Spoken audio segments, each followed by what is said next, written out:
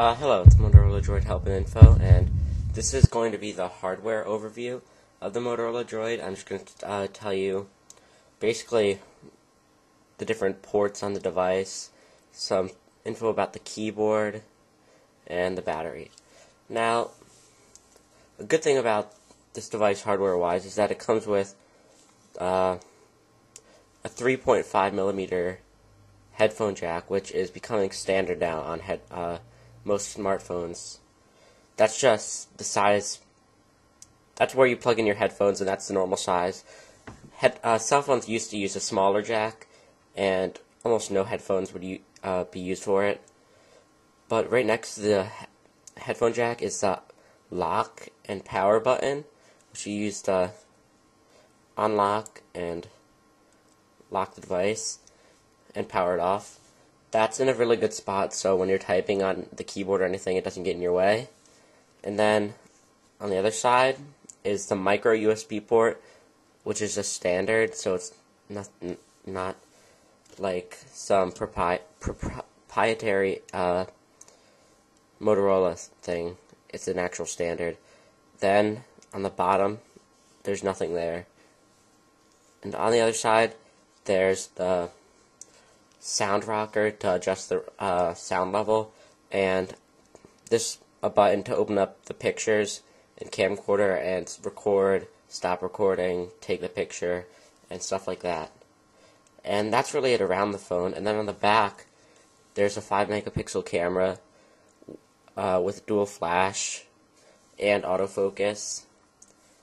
And I'm just going to comment on this. As you can see, it's a with Google phone, which means that Verizon and Google Verizon's agreed to Google that they won't screw with the phone and install like VZ Navigator or change like any of the software that comes installed with it. Right here is the speakers, and stereo speakers. They're pretty loud and you can hear them in a pretty crowded room, but again, they're cell phone speakers, so they're nothing special, nothing I'd really want to listen to music with.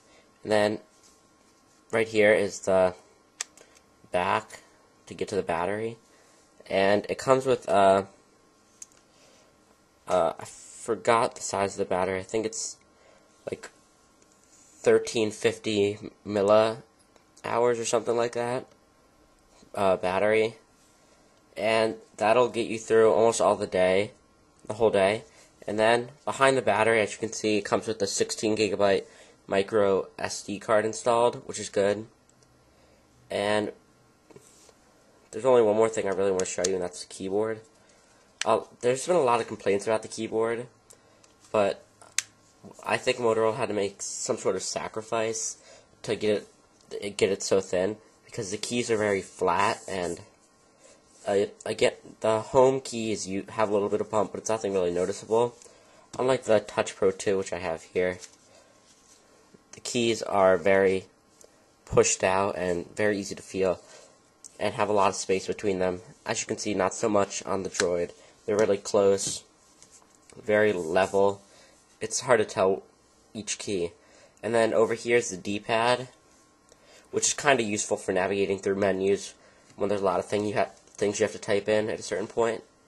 But hardware-wise, the actual specs of this, it uses an ARM Cortex-8 600 MHz processor, underclocked to 550 MHz, 288 megabytes of DRAM, and 3.7-inch LED, LCD screen, and that's really it. It's got about the same specs as the iPhone 3GS, except with the keyboard, and I think it's a pretty cool phone, good hardware, and check back for more reviews on this device. Thanks for watching.